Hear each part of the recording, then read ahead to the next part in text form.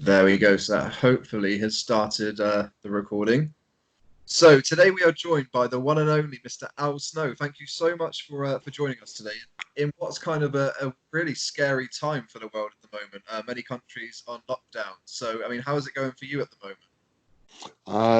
It's a challenge. Obviously, just like everybody else is facing the challenge of, having some kind of restrictions placed on us to some degree.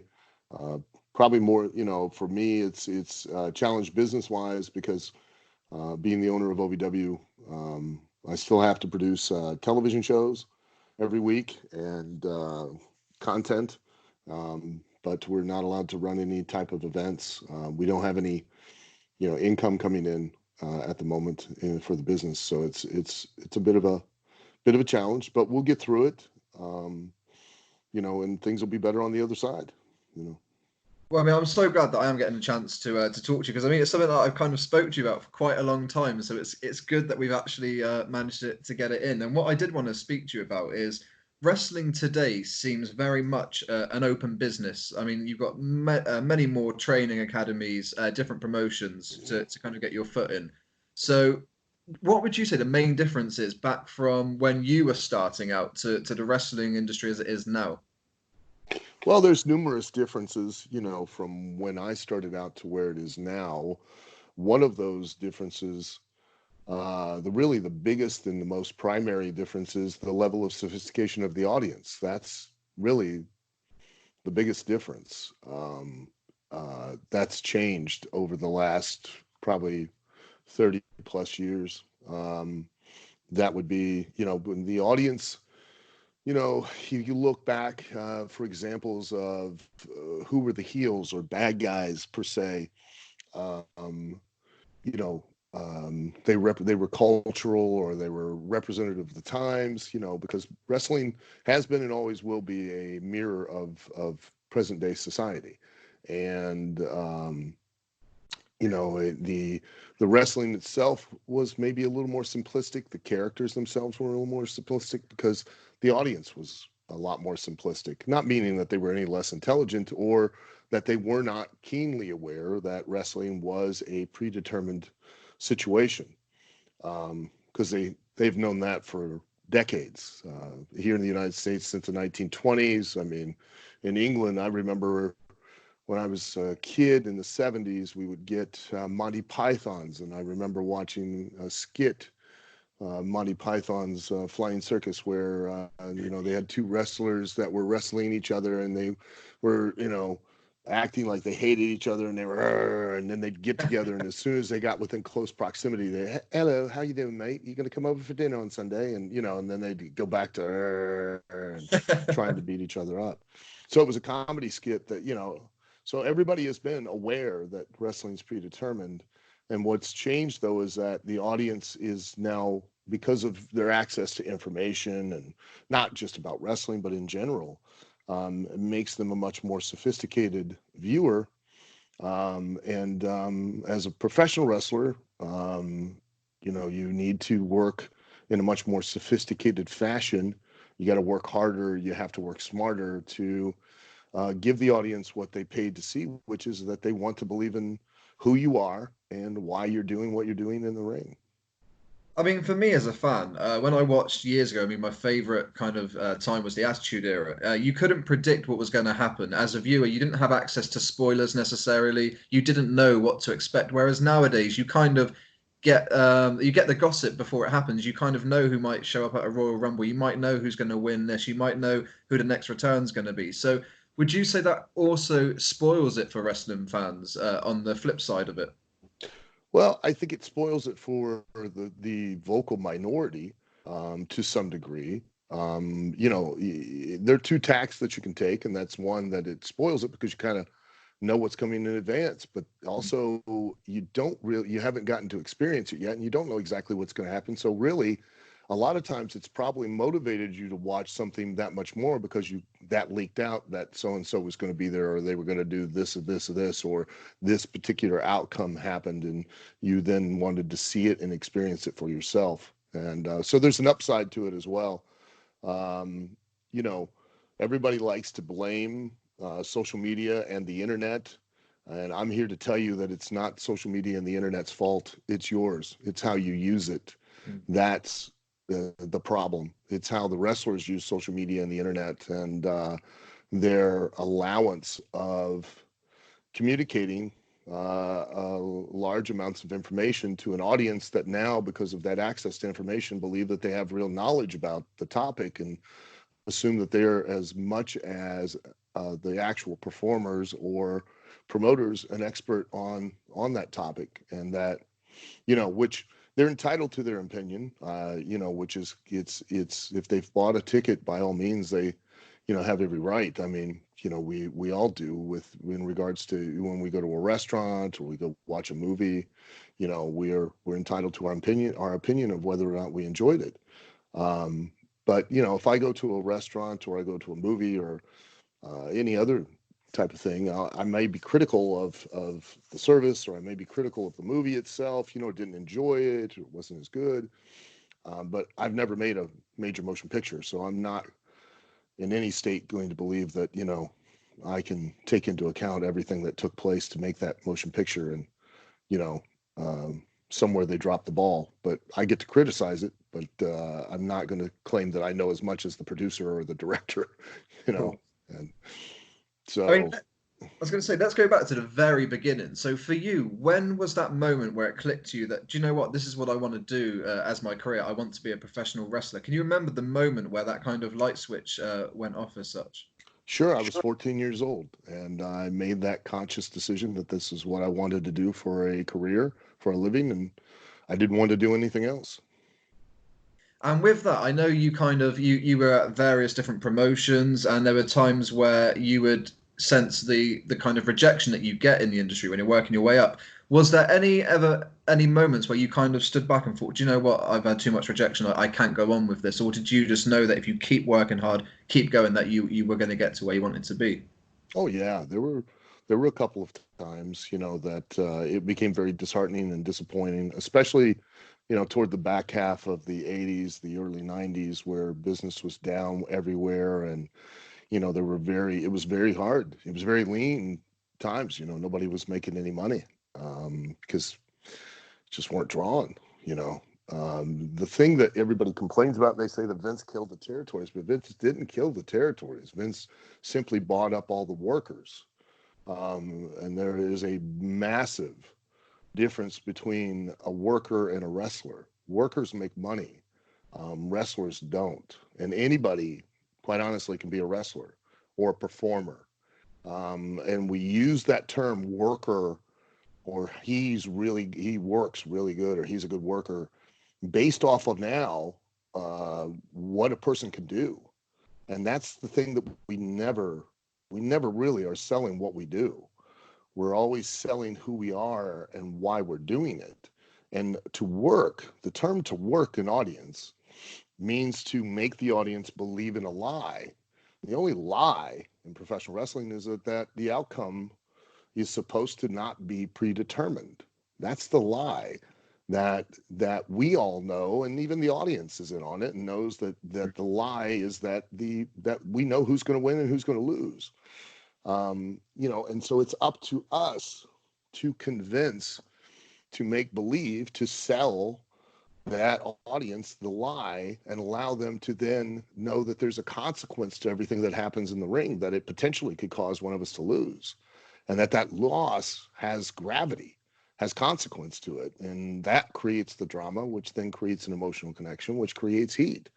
But there aren't many, and you got to be honest, when's the last time that you've watched, and even just during the match, been able to suspend or be brought in to where you believed in the lie that they were telling you, that they were there with the intent of not just beating each other up or doing big moves, but that they were using that offense to Yeah. try to gain and maintain a control so that they could eventually defeat their opponent. I mean, the reason I brought the question up for you as well is because I've done some, when I was listening to various stories from you, and it seems that some of the tryouts that you had very early on were quite brutal. I mean, you were really put through Sure. your paces. I was hearing some of the things that you had to endure. A lot of people would have just quit, and I think there was one point where you physically couldn't say "I quit" because someone had you in a lock where your mouth was covered, and you literally couldn't actually say "I quit." So Right. to kind of the fact that you went through all of that is testament to, I guess, how much you wanted I guess, or that, or how dumb I was, or how crazy I am. it. You know, a lot of people would debate that, and not necessarily say that it was, you know, my my passion as much as me just being dumb and not giving up. So I mean, as well, I believe it was 1993, the year I was actually born, but you actually had a small run in the WWE before the Al Snow that we all remember against well, I the didn't have a Undertaker. run. No, I didn't have a run. I was brought in for the time, just basically with the true term, I was a job guy at that time. Yeah. Because I was brought in. Yeah, I wasn't going to make any money. The term job guy is misused these days. A job guy was a guy that was brought into TV. He was, because back in the day, you didn't get paid for TV. Um, that wasn't how it worked. TV was an opportunity for you to basically sell the product, which was yourself, so that way if you were on TV, whether you won or lost, people would now recognize your name on a poster, and you were a factor in how many people showed up at the building to some degree. So you were entitled to a portion of the house. So you made your money on the loop, on the road, in the territory. You didn't make your money on TV. And but if you were like me, you were brought in that day just for those 2 or 3 or 4 days or whatever, just to work TV. You were not going to go and work the live events anywhere. You were just going to work the TV. Then it was a job. You were paid per taping X amount of money, and that meant that it was a job. You came in, you performed the job, and you left. Hence, you were a job guy. If you were if you were one of the talent that worked on worked the territory and went out and made your money on the live events, TV wasn't a job. TV was an opportunity. It was an opportunity for you to sell yourself, to create a commercial, to put yourself out there and become an attraction to some degree, so that then people would recognize your name on the advertisement, and then you'd be a factor in how many people showed up. So that during that period of time, I just simply came in for those 2 or 3 days. I forget how many it was. Typically as just a job guy. And I mean, one of the people you went against was the Undertaker as well. Mm-hmm. So Yep. that's got to be. I know it's a short amount of time, but that must have been a learning experience just because of how good technically he is in the ring as well. Oh, it was enjoyable, and I had my opportunity to work with him again Yeah. to a degree when Glenn Jacobs and I were in Smoky Mountain Wrestling together, and he was brought in. I worked with him, just bits and pieces here and out there throughout, but it was always easy. It was always it's a day off with him. So And one thing I did want to speak to you about is from doing research quite early on, you were actually deemed like the best secret in wrestling, and people were speaking so highly of you. So when you were kind of hearing these industry leaders talk about you in such a nice way, did it ever make you feel, if I'm this good, why am I not doing this, big time? Why aren't I the big star that everyone sees me as? Did that ever go through your mind? well, sure, yeah. I mean, it's a great compliment that you're the best kept secret in wrestling, but you want to get that, you want people to tell that secret to the world, but that wasn't anybody's fault but my own. During that period of time, uh, I didn't have a definable character. I didn't have a definable personality. I was a heel, and I was a really good heel, which I actually enjoy being in working that side of things more so than I do being a babyface. But it was it was it was my fault because I was just a good wrestler. You know what I mean? You could not watch me back then at that point in time in my career most of the time and go, hey, there's this guy, you got to come watch him, he's ABCDE. Okay, that is the key. One of the keys to success is developing that persona, that character, if you want to call it that, that gimmick, that portion of your personality that you ramp up, that you turn the volume up on real loud, um, so that an audience can tell their friends and family, hey, you got to come with me. You got to watch this guy. He's A, B, C, D, E. That's how you become an attraction. And to prove that point, like if you we talked about the Undertaker, if I just say undead guy walk into the ring, lightning flashes, you know exactly who I'm talking about. You know what he does, what he stands for, what he'll do to win, not to lose, how he'll wrestle. If I say beer drinking, ass kicking redneck who flips off his boss, you know exactly who I'm Yeah. talking about. You know how he's going to wrestle, what he stands for.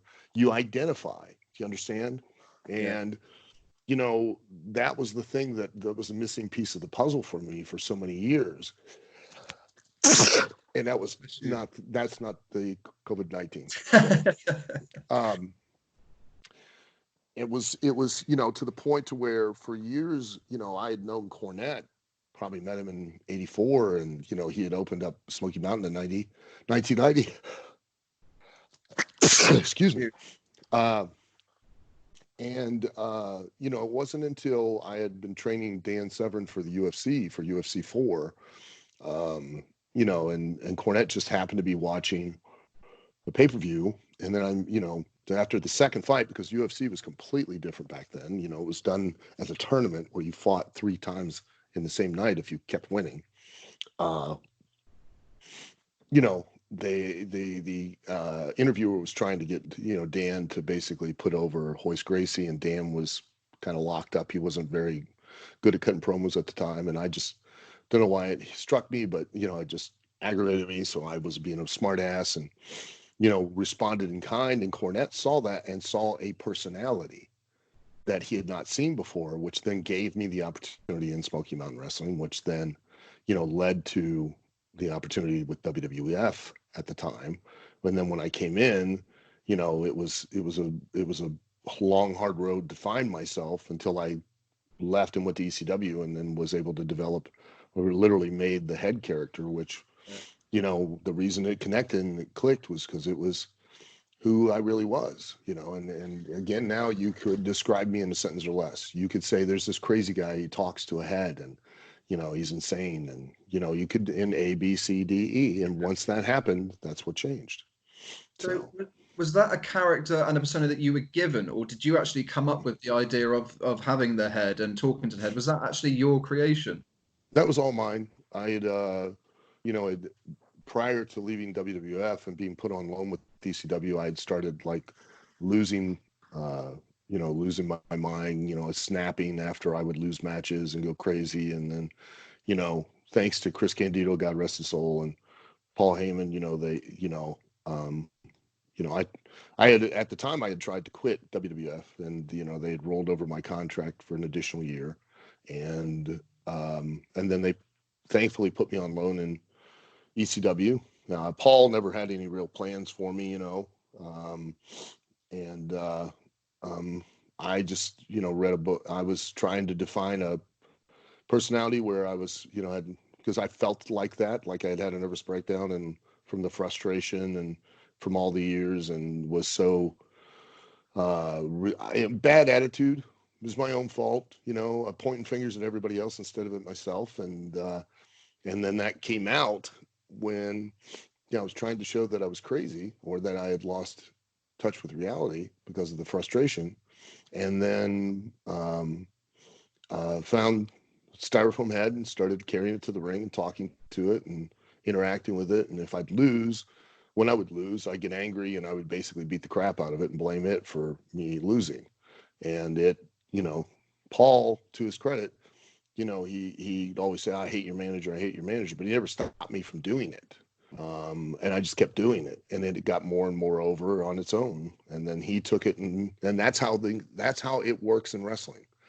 The wrestler goes out and does things and makes things happen, and then the promoter, the booker, um, you know sees this, capitalizes on it, exploits it together with the wrestler, and that's how you both make money. That's how it works. Once you walk through the curtain, you're 100% on your own. Nobody can provide or do anything for you. The promoter is there to provide a platform a vehicle for you to be able to reach as much of an audience as possible. That's his job, and to make people aware that you exist. Your job is then to do whatever it is, however it is, in whatever way you want to do it, to then motivate them to want to pay to see you. Simple as that. I mean, but just going back a little bit before that as well, because you were talking about you had a smaller run in the WWE as well, and that included a tag team with Marty Jannetty as the New Rockers. Now, when that idea was pitched to you, did you have any reservations? Because the original Rockers were a successful, a much talked about tag team with Shawn Michaels and Marty Jannetty. So, did you have any reservations when they came to you, kind of like, I don't really want to be doing this. I feel like we're trying to create something that's already happened and worked. Sure, certainly, absolutely. And I know Marty was very reticent as well, and I know that's why it didn't get over. They came to us, they gave us this idea and this direction, about that we were supposed to be like this, former teen idols that we're still trying to hold on to the past, and things like that. And that was all that, and really that's all they ever really give you. And we would then we were set out to do what we do. And Marty's heart was never really totally wholly in it, and which is completely understandable, because to your point, it was, look, he had been with Sean, and they definitely had success, and now here we are trying to reinvent that. And Cornette said it best: nothing says old news like putting new in front of it. The minute you put new in front of anything, it is just, that's a kiss of death on everything. So it had its run. And they did a lot with us. We didn't make any money with it. We didn't become any kind of a major draw or anything, put any huge angles or anything, but we did all right, had a good run. And then, of course, then on the backside, that was where the frustration started to kick in too, because Marty had left the company and went to WCW, left the territory and went to WCW. And then I was there on my own. I was right back to square one, no direction, just floundering.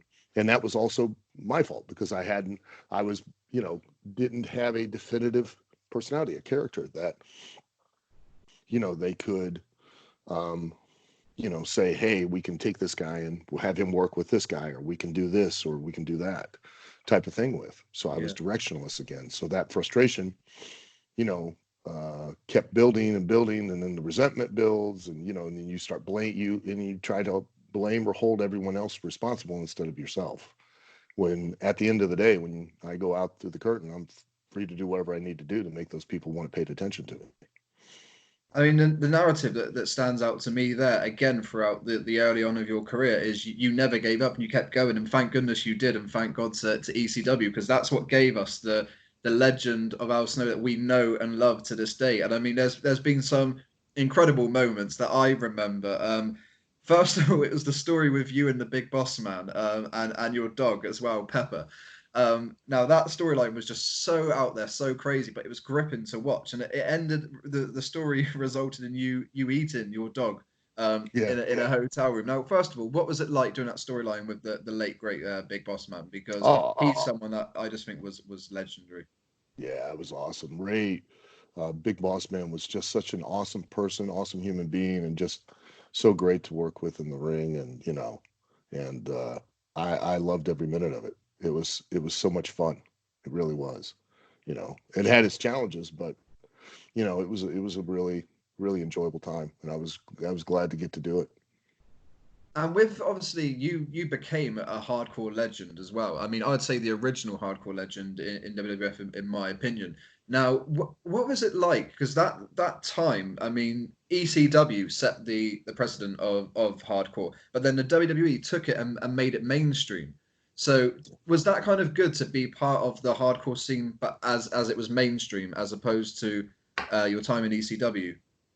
Well, it was great because, again, it gives you a purpose, it gives you a direction, and now you're a factor in how many people showed up at the show, as opposed to you're just floundering somewhere with no aim or route or direction. That's the most frustrating thing for any of the wrestlers.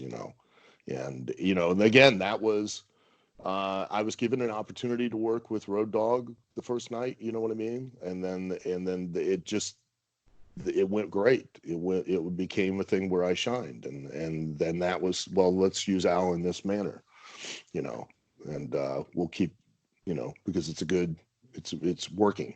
He's capitalizing on it. And for you, do you have a funny story or memory that you can tell us about? Something that always stands out as just something that you found hilarious during your time, in your wrestling career?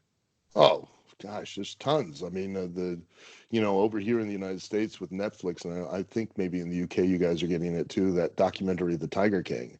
I'm in love with that because we have characters like that in all of wrestling, up and down, left and right, that are just like those people that you watch on that documentary. And you know the sheer entertainment of those people are what have kept me going for all these years in Yeah. wrestling. I mean, I've got tons and tons and tons of experiences and stories of some of the most eccentric, oddball, ironic, uh, colorful, carny characters that you just, all over the world too. You just meet them all over the world, and they're awesome. They just, they make life better. What was Mick Foley like to work with? Mick was great. Mick was great to work with. Um, and again, another guy, very, you can describe him in a sentence or less. You know what I mean? And that ultimately is the key to success. Is the three things that you have to, they're absolutely integral. Is in I had, in ring is great, but it really isn't. It isn't what everybody makes it. It is who you are. If you can sell who you are, if they can believe in who you are, they'll believe in anything you do. Okay. The second is, why are you out there? Why are you doing it? You ultimately, at the end of the day, regardless of whatever happened backstage, personally, with the angles, the storylines, you're still a prize fighter, and your objective is always not just to beat that guy up, but to beat him, to prove that you actually really are the better man. The personal stuff just adds gravity to the consequence of winning or losing. That's all it does. And then how to talk, how to deliver a promo. Though that is absolutely, if you think of anyone who ever drew any kind of money to any degree in the wrestling business, and everybody, though, if you're not in the main event, everybody's like, well, he didn't draw any money. Yeah, he did. Yeah, everybody on the card serves a purpose. You're either the Yeah. thing that sells tickets, or you're one of the things that helps sell tickets. There is no third option. So, and everybody works together. You can't be the main event if there's not an opening match. So those guys that, they're in the main event and they're just trying to disparage the other guys, but call them curtain jerkers, or they've clearly forgotten the one cardinal rule of wrestling, which is that there's nobody bigger than the business. Nobody. Don't care who it is. Steve Austin, Vince McMahon, doesn't matter. Nobody's bigger than the business. That's why we all shake each other's hands, is because we all need each other. Yeah. Can't win if somebody's not willing to lose. You can't lose if somebody's not willing to win. You can't get heat if your babyface doesn't get over. Okay, you can't get over as a babyface if your heel doesn't get heat. You can't go out there and wrestle yourself. So, everybody plays a factor in the house, especially these days, more so than, like from the late 90s on. The cost of admission alone to a wrestling show is ridiculous for Raw or SmackDown, or any other number of wrestling events. And I'm telling you, if I were a fan and I were paying that kind of money, everybody that walks through that curtain better mean something and matter to some degree or another from start to finish. Because if they don't, I ain't get my money's worth. Yeah. And I've got to say, after your time in wrestling, you then kind of moved forward to training, that be it the reality show Tough Enough. Yeah. What was that like for you? Because it's something completely different. However, it was almost like you were giving back. You were getting to see these young stars coming in, and you were able to give some of your experience and influences to help them grow. So, what was it like for you? Did you ever feel that sense of, I'm giving something back now? I never felt like I was giving something back so much as that I really enjoyed doing it. And I truly I was brought into the business back day when there were not a proliferation of schools like there are these days, which I do believe is a large part of what has led to the degradation of the very art that we do. Um, Back in the day, you were held accountable. You were held responsible for who you trained, who you brought in the business. And if they went and hurt business somewhere else, then you were in line to be blackballed as much as they were because you were now held accountable for who you brought in. And a lot of guys would, it was easier. I tell people, and it's the truth, that it was easier to be a made man in the mafia than it was to be a professional wrestler, because the group as a whole were very closed and very tight knit, and they didn't just let anybody in. You really had to earn your way in. Then you had to earn your way once you were in to stay in, and then you had to earn your way in the locker room. Then you had to earn your spot on the card, and then you were not entitled to anything. Um, that is also another way that the business has changed. But you know, training those kids and everything, I very much still to this day feel like that, the people that I train, that I'm held accountable, they're my kids. And that's a wrestling term because, like, the guy that broke me in, I'm known as his kid. And I'm 56 years old, so I'm still known as his kid. So if I make a comment or a statement here on this podcast and an old timer, even though we're in England, one of the guys over there hears something that I say, or they don't agree with it, they're not going to call me. They're going to call him because he's responsible, and then he's going to call me, and I have to have an answer because I still carry his name. I still carry his reputation. So I feel that way, and it was so enjoyable to be a part of that and to still be involved in wrestling, but in a different aspect. So much so that, I went on to be the head trainer for WWE with their developmental program, with OVW here in Louisville, and then left and then came back when I was with Impact Wrestling and created the developmental system for Impact Wrestling. And then, that ended, and then now I'm back again because now I own OVW, and I'm thrilled to be back and helping these kids and trying to develop the next generation of real workers, of stars. So I'm excited to be a part of it. And you also do academies and things here in the UK. So can you tell us a little bit about that for those watching that actually want to get involved as well? Yeah, I have the academies in the UK. We have one in Denmark. We have one in Romania, one in Hungary, one in Portugal. We have two in South America, one in Concepcion and one in Santiago. We have several others. We've got up in the Midlands, we've got down in London, we've got up and down the UK. And I try to establish certain standards. I have syllabuses that I supply the academies, where I break everything down as to what needs to be taught in the beginner's class so that they have the proper skills and understanding of the basics and the fundamentals to be able to then learn the skills that they need in the intermediate class. And then there's the advanced class, and each class deals with and gives the tools so that the next class, not only do they learn mechanically, but they understand when and why and how they should use those to elicit the strongest emotional responses of an audience to tell a story within the context of a competitive situation. So my goal, coupled with AW, is to create like a network where philosophically everyone teaches the same.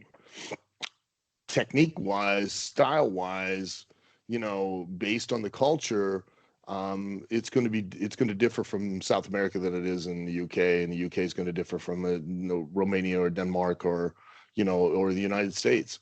So that at some point we will develop to where people from the United States can go to the UK or can go down to South America or go somewhere else, and then those guys can go to some of the other schools and or come to the United States, get different experiences, get different ideas, work in front of different audiences, and really get a polish that then they would have the skills and the understanding of it's utmost to where when they get an opportunity, especially like with WWE that's on a worldwide stage, they'd be the most prepared to capitalize on that opportunity to its fullest extent. But we're going to post the links with this interview as well, so people can actually explore and see Thank what's you. available for them.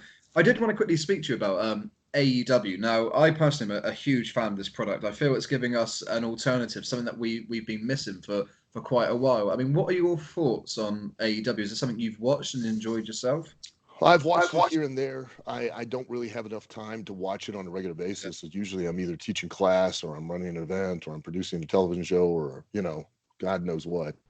Um, but I do watch it occasionally. And, all I can say is that I hope and really want the best for AEW. And I hope that they don't just survive. I hope that they thrive. I mean, the wrestling business desperately needs competition. We desperately need more outlets for the wrestlers themselves to be able to perform and develop and build themselves as an attraction and create an audience. And any time that you can give people choice, an alternative, then the fans win as well. I mean, I think it's awesome, and I just hope that it continues to grow, and I hope that more places like that start to grow and flourish. I mean, we here in OVW this Friday, we debut on a national network for the first time. We're on the YTA network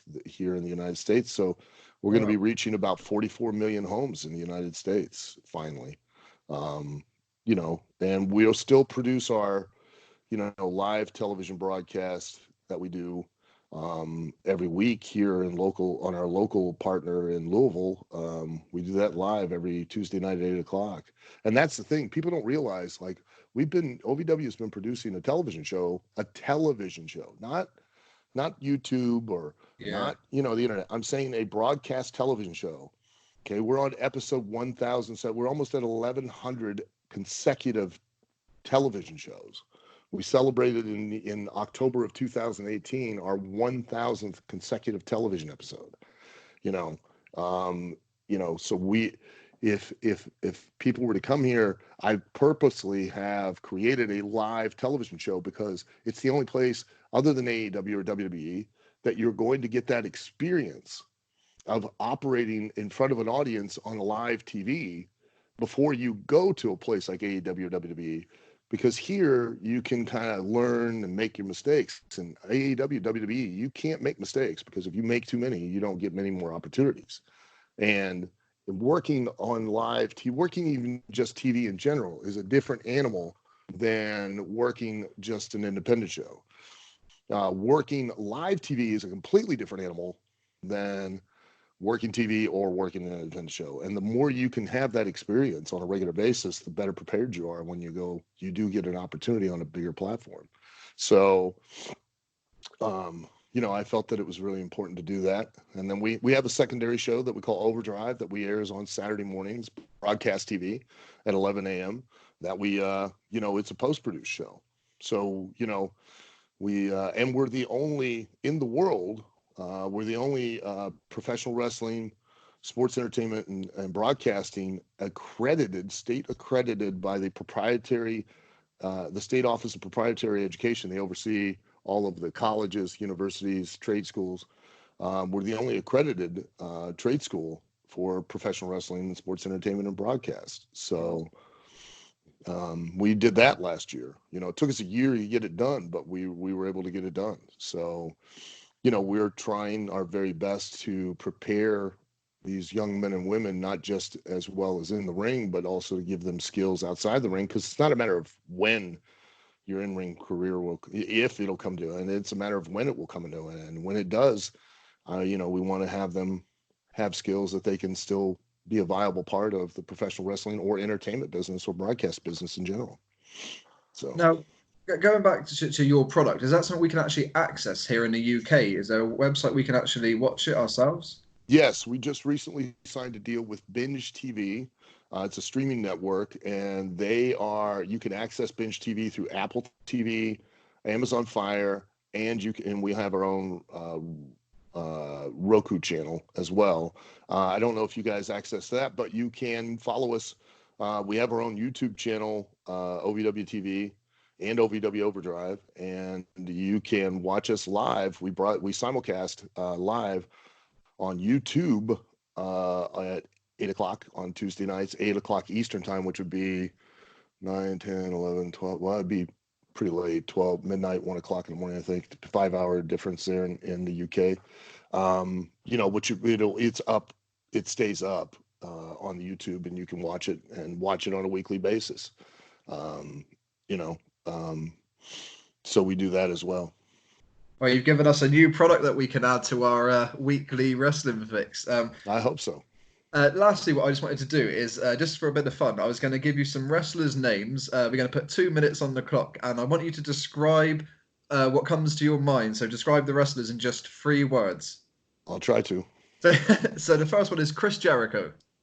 Chris Jericho, rock star, um, wrestling star, uh, awesome guy. Triple H.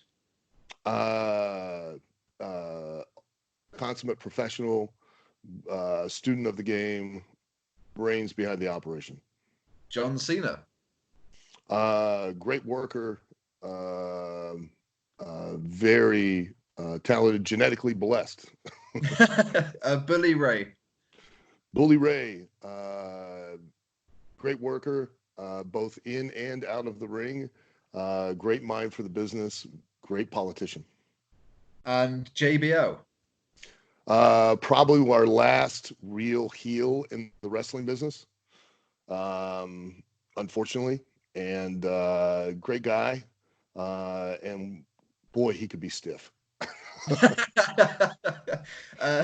We got the Undertaker. Undertaker, great guy. Is the Undertaker backstage too? Very quiet, very reserved, and tons of respect. Edge.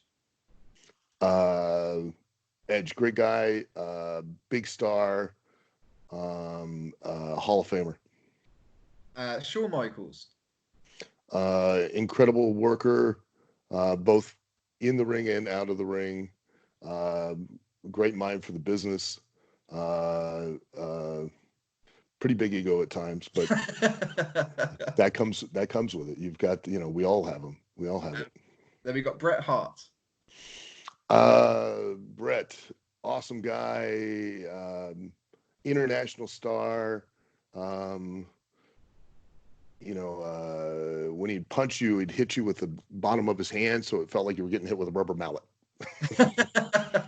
And finally, Goldberg. Intensity, charisma, a right place at the right time.